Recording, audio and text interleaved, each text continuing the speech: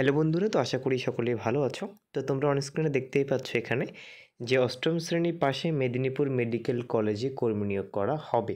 তার একটি বিজ্ঞপ্তি কিন্তু ইতিমধ্যেই প্রকাশিত হয়েছে এবং আমি তোমাদেরকে বিস্তৃতভাবে এই ভিডিওতে জানাবো যে মেদিনীপুর মেডিকেল কলেজে কীভাবে কর্মী নিয়োগ করা হবে এবং কোন কোন পোস্টে কর্মী নিয়োগ করা হবে এবং অনলাইনে কিন্তু আবেদন করতে পারবে। দেখো এখানে কিন্তু বলা হচ্ছে এখানে কিন্তু সবাই আবেদন করতে পারবে এবং প্রকাশিত হলো একটি নতুন নোটিশ এখানে প্রকাশিত হয়েছে মেদিনীপুর মেডিকেল কলেজের পক্ষ থেকে। এবং সবথেকে ভালো জিনিস হচ্ছে এখানে ন্যূনতম অষ্টম শ্রেণী পাশ হলেই তুমি কিন্তু এখানে আবেদন করতে পারছো, ঠিক আছে। অর্থাৎ নোটিশে কিন্তু এটাই বলা আছে যে ক্লাস 8 পাস যদি তুমি করে থাকো তাহলে কিন্তু তুমি অবশ্যই এখানে আবেদন করতে পারছো, ঠিক আছে। সুতরাং তোমরা ভিডিওটি পুরো দেখলেই বুঝতে পারবে।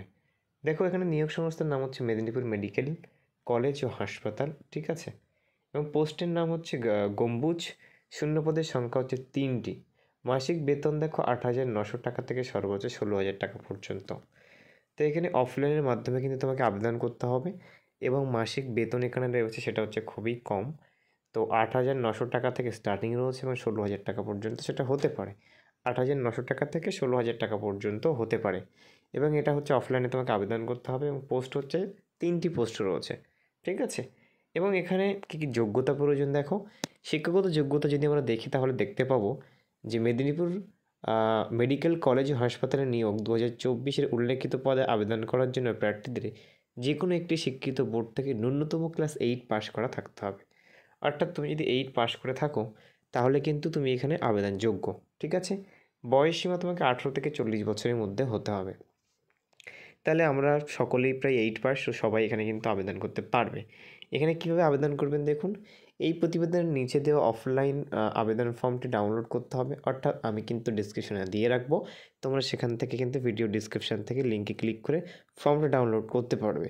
এরপরে ফর্মটি প্রিন্ট আউট করে যথাযথ তথ্য পূরণ করে এবং সঙ্গে প্রয়োজনীয় নথি জেরক্স করে সংযুক্ত করুন।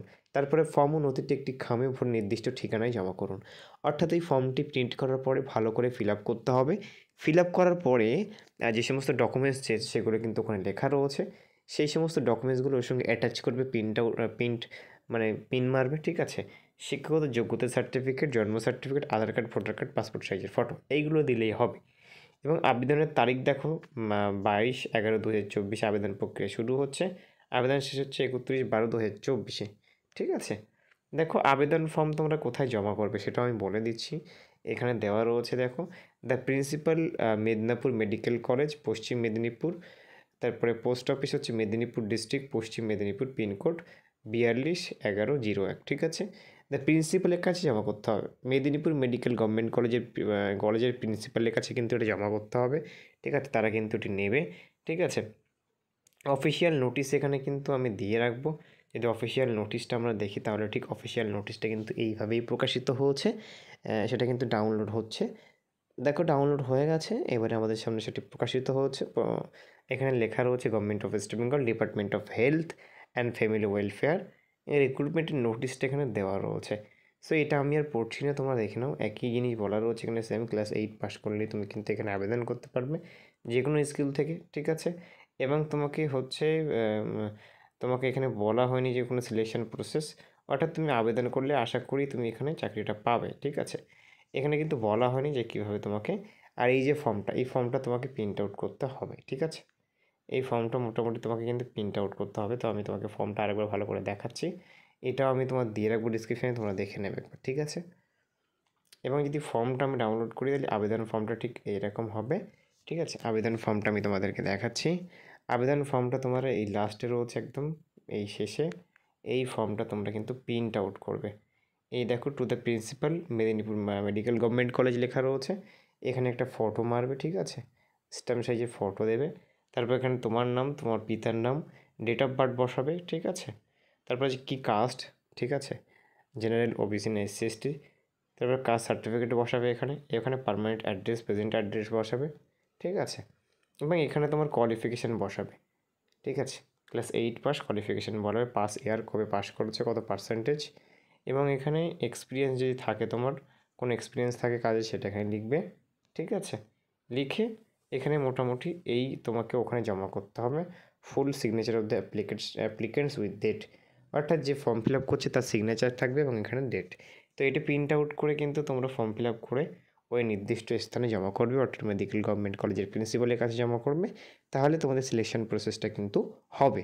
এখানে কিন্তু বলা নেই যে কীভাবে সিলেকশন প্রসেস হবে, তো আশা করি এখানে কোনো পরীক্ষা হবে না, এমন কিছু বলা নেই। Candidate panel will be published letter on the website.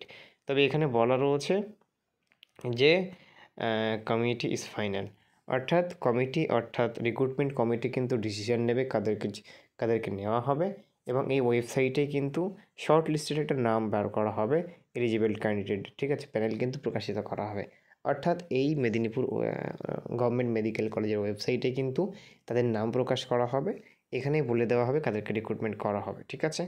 কিন্তু এখানে কিন্তু কোনো কিছু তোমার এখানে পরীক্ষার কথা বলা হয়নি, পরীক্ষা হবে না, তারাই কিন্তু নির্বাচন করবে কাকে নেবে। 3টি সিট রয়েছে। তো আশা করি ভিডিওটা অবশ্যই তোমাদেরকে হেল্পফুল হবে। তো বন্ধুদেরকে শেয়ার করতে পারো যাদের দরকার, এবং ভিডিওটি ভালো লাগলে আমার চ্যানেলটি সাবস্ক্রাইব করে পাশে থাকবে।